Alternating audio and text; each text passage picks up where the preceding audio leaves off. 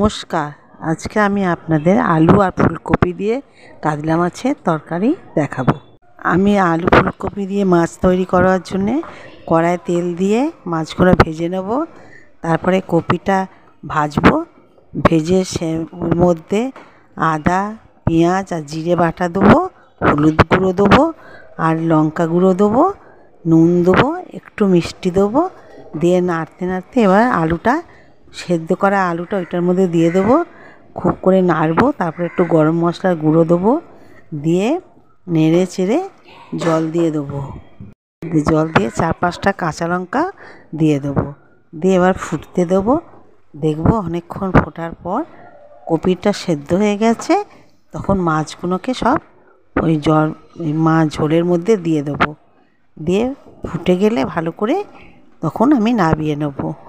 দিয়ে নিলেই হয়ে গেল আমার আলু ফুলকপি দিয়ে মাছের তরকারি। ভিডিওটা ভালো লাগলে শেয়ার করবেন, ভুল গেলে কমেন্ট করবেন। নমস্কার।